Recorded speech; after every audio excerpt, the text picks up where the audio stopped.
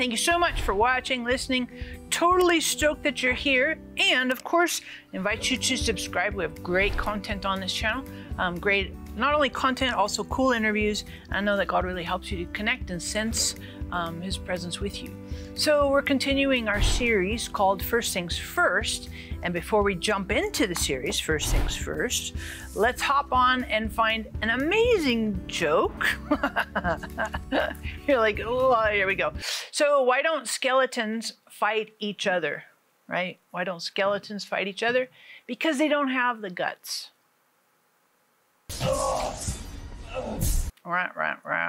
I know, so awful. It was bad. I get it, but we'll start at a low point and then we'll work our way up to something really fantastic. And in this series, First Things First, we've been talking about love. And you know, in John 13:35, Jesus says, people know you follow me by your love for one another. So love is the defining characteristic of following Jesus. The end, full stop. So what does love look like? And what does love look like over history, over time? So last week we talked about love in the Old Testament. We talked about the two words for love, ahav and chesed, and the loving kindness of God endures forever. This week I want to look at what does love look like in the New Testament. And I was thinking about this, you know, in Greek, because the New Testament is written in Greek, there's all kinds of words for love. There's, you know, we've heard of some of these words, agape, phileo, I think eros is one of them. There's different ones. There's like 4 to 6 different ones depending on what the context is. And I like that these languages have different words to represent love, but have so many expressions and definitions to it. Because then it's not just this end-all, be-all, catch-all like we have in English. So the most common word for love associated with God in the New Testament, Greek word, is the word agape. And I think this is one of the most powerful things to consider. And it's this one of the first verses that we think of when we think of God and the New Testament and Jesus is John 3:16, right? I mean, John 3:16 says, for God so loved the world that he gave his only begotten son that whoever would believe in him would not perish but have eternal life. I mean, this is one of the cornerstone verses. I mean, if there's one verse that you had to take to the bank for Jesus and God giving his only begotten son, Jesus, and it revolves around for God so loved, right? The core motive of God is love.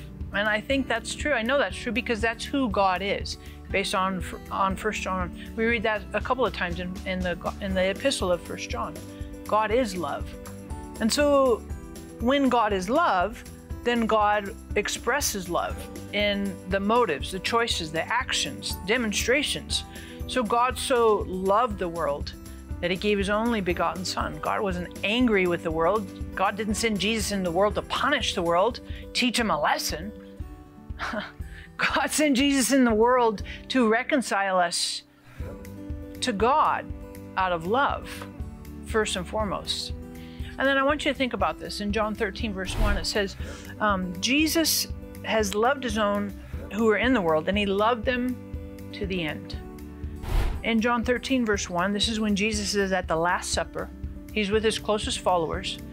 And it says he loved them to the end. He loved them all the way. So he knew sitting down at this table, at this meal, that they were all going to betray him, that Peter was going to deny him, Judas was going to turn him over to be crucified, basically. Everybody was going to abandon him, but he loved them to the end. And I want you to appreciate and recognize and really absorb this, that Jesus knows who you are, knows your strengths, your weaknesses, knows what you're going to do, knows your failures, your foibles, your challenges, your weakness. He knows, and he loves you to the end, all the way through. Doesn't just love you at your high points, isn't disgusted with you at your low points, because Jesus is love. And that's steady and consistent, and it doesn't change. So as we think about first things first, let's consider that in the Old Testament, God was expressing love through chesed, loving kindness. In the New Testament, God expresses love, personifies love, as we see Jesus walking on the planet. And as we absorb that and accept Jesus and let Jesus resonate in our hearts, then I believe that that helps us to love well also. So here's a question for you to ask.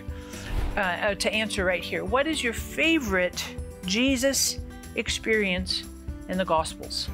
Just write that in the comments here. What's your favorite Jesus experience? I didn't say story because I don't want you to think parable, or what's the favorite Jesus thing that happened in the Gospels that you like? So write that in the comments there. And of course, hit the notification bell. We'll keep you posted on new content. Thank you so much for subscribing. Thank you for watching. And of course, we're going to continue our series next week on First Things First.